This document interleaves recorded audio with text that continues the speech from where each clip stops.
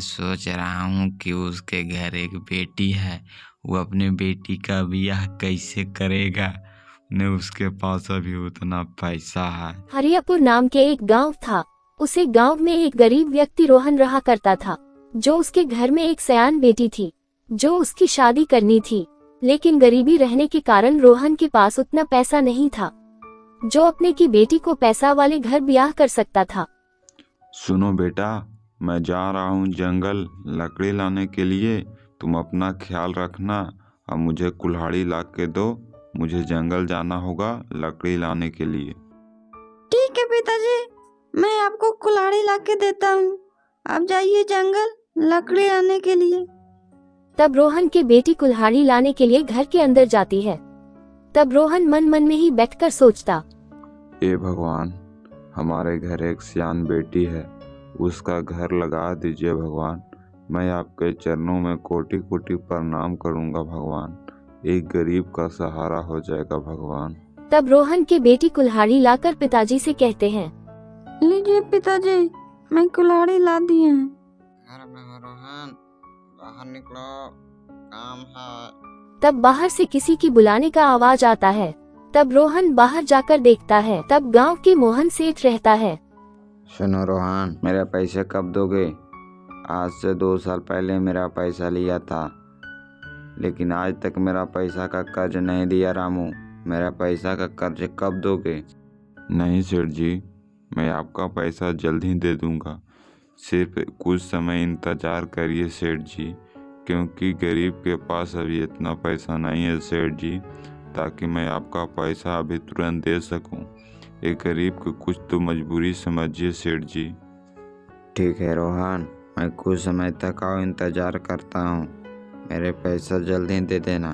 आज से कितना पहले पैसा लिए हो, लेकिन अभी तक पैसा नहीं दिए हो। जल्दी दे देना रामू, मैं बात से कह रहा हूँ। फिर गरीब के साथ भी हाथ उठाना पड़ता है मुझे। इतना बात कहकर मोहन सेठ वहाँ से चला जाता है और रोहन अंदर से दुखी हो जाता है। तब रोहन घर के अंदर जाता तो उसकी बेटी कहती है, बाहर कौन था पिताजी, और क्या कह रहा था? नहीं बेटा, वो गांव के जगमोहन सेठ जी था, जो पैसा मांगने के लिए आया था बेटा। 2 साल पहले मैंने कर्ज लिए थे, जब तुम्हारी माँ इस दुनिया में नहीं रही थी, तब मैंने पैसा लिया था बेटा सेठ जी से, जो आज वही पैसा तक कर्ज नहीं दिए बेटा, जो सेठ जी पैसा मांगने के लिए आया था। आज तक उसका कर्ज नहीं दिए पिताजी, तो कब देने के लिए कहें? मैंने कहा बेटा कि मेरे पास हो जाएगा तो मैं पैसा दे दूंगा सेठ जी। कुछ समय और इंतज़ार करिए। जितना दिन तक अभी इंतज़ार किए हैं, उतना दिन कुछ समय और इंतज़ार करिए। सारी बात करने के बाद रामू लकड़ी लाने के लिए जंगल चले जाते हैं। तब गांव के 2 व्यक्ति आपस में बात कर रहा होता और आपस में कह रहा होता, अरे सुनील भाई, क्या आपको कुछ पता है? आज हमारे गांव में मोहन अंबानी सेठ रोहन के घर पैसा मांगने के लिए आया था। क्या चीज के पैसा मांगने आया था भुवनेश्वर भाई? तुझे नहीं पता है? आज से 2 साल पहले रोहन मोहन सेठ से पैसा लिया था कर्जा। जब उसकी औरत की मृत्यु हो गया था, तो अपने औरत के काम क्रिया करने खातिर पैसा लिया था। तुझे ये सब बात कैसे पता चला? जब हम अपने घर आ रहे थे सुनील भाई, तभी मोहन सेठ ने रोहन के घर आकर पैसा मांग रहा था। जो रोहन कह रहा था कि अभी पैसा नहीं है, मैं बाद में कभी दे दूंगा सेठ जी। तो मोहन अंबानी सेठ क्या कहा भुवनेश्वर भाई? उसके बाद मैं फिर घर आ गए थे सुनील भाई। अब मैं ये सोच रहा हूँ कि उसके घर एक बेटी है, वो अपने बेटी का ब्याह कैसे करेगा। न उसके पास अभी उतना पैसा है और ऊपर से और कर्जा है। अपने बेटी के ब्याह कैसे करेगा? गरीब घर कर देगा और क्या। हाँ भुवनेश्वर भाई, तुम सही कह रहे हो। गरीब घर कर देगा शादी। खाली लकड़ी से उसका कितना पेट भरेगा। लकड़ी काट के लाता है खाली जंगल से। तब रोहन जंगल से लकड़ी लेकर आ रहा होता। तभी रास्ते में एक पंडित बाबा आ रहा होता, तो पंडित बाबा को रोककर रोहन कहता है, बाबा, आपके चरणों में कोटि कोटि प्रणाम बाबा। खुश रहो जजमान, खुश रहो। तुम्हें क्या दिक्कत है? आज तुम बहुत परेशान लग रहे हो। तब रोहन लकड़ी रखकर पंडित जी से कहता है, का कहें पंडित जी, गरीब आदमी परेशान नहीं रहेगा तो अमीर आदमी परेशान रहेगा पंडित जी। मेरे घर एक बेटी है पंडित जी, जो मेरे बेटी के कहीं दुआर लगा दीजिए पंडित जी। कहीं से एक लड़का ढूंढ दीजिए पंडित जी, ताकि हमारा बेटी का दुआर लग जाए पंडित जी। ठीक है रोहन, टेंशन मत लो। जिंदगी है, जिंदगी में अनेकों कठिनाई आएगा, अनेकों मुश्किल आएगा, दुख आएगा, सारा चीज आएगा जिंदगी। जब जिंदगी में दुख नहीं आएगा, सुख नहीं आएगा, तो वैसा आदमी का जिंदगी जीने का क्या फायदा। जब आदमी का जिंदगी में दुख हो रहा है तो एक दिन सुख भी होगा रोहन। टेंशन मत लो, आराम से जिंदगी जियो और मन में ही अच्छे से भगवान के ऊपर विचार करो और जिंदगी में सफल होने की कोशिश करते रहो।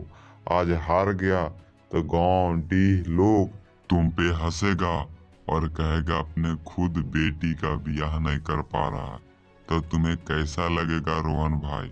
इसलिए जिंदगी में अनेक कठिनाई आएगा, लेकिन आपको हार नहीं मानना है, काम करते रहना है।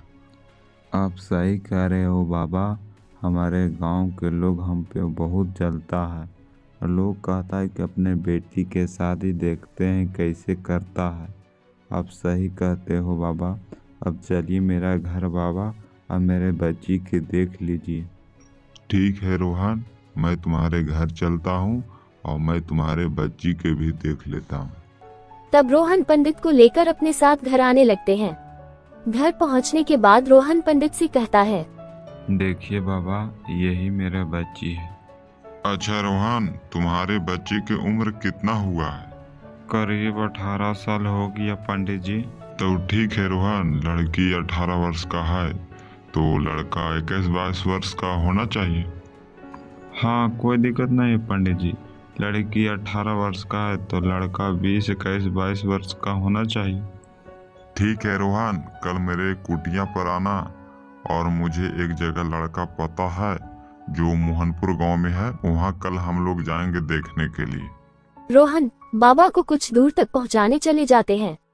तभी कुछ देर के बाद गांव के दो जरूरत व्यक्ति अनिल और भुवनेश्वर रोहन के खिलाफ बात कर रहा होता। भुवनेश्वर भाई, आज जंगल की रोड की तरफ गए थे तो रोहन एक पंडित को बुलाकर अपने घर लेके आ रहा था, और मैंने अपने घर आ रहे थे तो पंडित उसके घर से पंडित जा रहा था। लगता है कि अपने बेटी की शादी कराएगी, लगता है इस वर्ष। अरे सुनील भाई, तुम झूठ नहीं बोल रहे हो, मेरे दिल का धड़कन बढ़ रहा है। नहीं भुवनेश्वर भाई, मैं अपने खुली आंखों से देखे हैं, मैं आपसे झूठ नहीं बोल रहा हूँ। अरे बाप रे बाप, यदि उसका बेटी के शादी लग जाएगा अमीर घर भाई, तो रोहन बहुत बड़ा आदमी बन जाएगा। भगवान करे उसका बेटी का शादी गरीब घर लगे, अमीर घर नहीं या नहीं लगे। हाँ भाई, तुम सही कह रहे हो। भगवान करे उसका बेटी के शादी ना लगे, नहीं तो अमीर घर लग जाएगा तो हम लोगों से बड़ा व्यक्ति बन जाएगा रोहन। भगवान करे ना लगे। अब देखते हैं कल क्या होता है।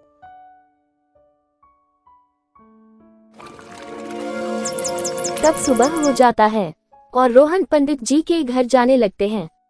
पंडित जी के कुटिया पर पहुंचने के बाद पंडित जी कहता है, आ गया रोहन, तो चलो चलते हैं, मैं भी रेडी हूँ। सुनिए ने पंडित जी, एक बात कहना है। लड़का के पिताजी पैसा वाले हैं क्या?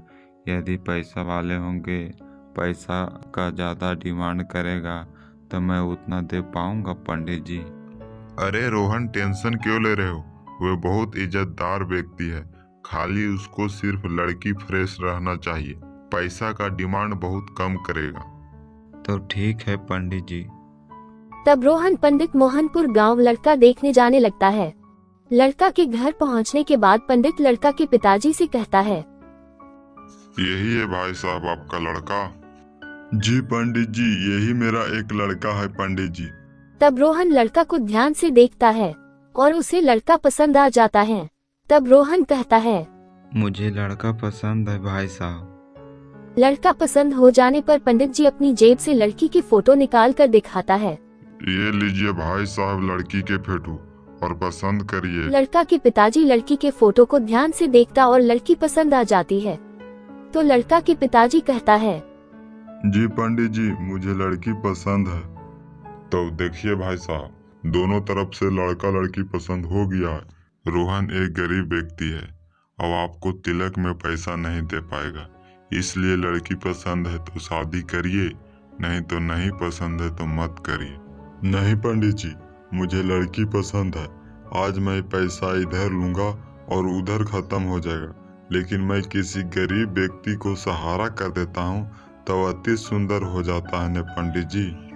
आपके जैसे लोग विचार करने लगे तो पूरा दुनिया ही बदल जाएगा भाई साहब। अब शादी की तैयारी किया जाए। रोहन के बेटी की शादी लगने पर अनिल और भुवनेश्वर को पता चलता है। तब भुवनेश्वर भाई, रोहन के बेटी के शादी लग गई है, जो मोहनपुर गांव के एक अमीर व्यक्ति घर, जो बहुत पैसा वाले है भाई। क्या हम लोग कह रहे थे भाई कैसे शादी करेगा, लेकिन देखो तो रोहन इतना पैसा वो लाया किधर से, जो मोहनपुर गांव में उसे एक अमीर व्यक्ति घर उसको शादी लग गया। अब हम लोग से बड़ा व्यक्ति बन जाएगा अनिल भाई। भाई उसका अगुआ गांव के पंडित बना था। कुछ दिनों के बाद लड़का के पिताजी और लड़की के पिताजी के बेटी को मंदिर में पंडित जी के द्वारा शादी करा दिया जाता है और गांव के लोग जलते रह जाता है और गरीब रोहन के बेटी की शादी हो जाती है।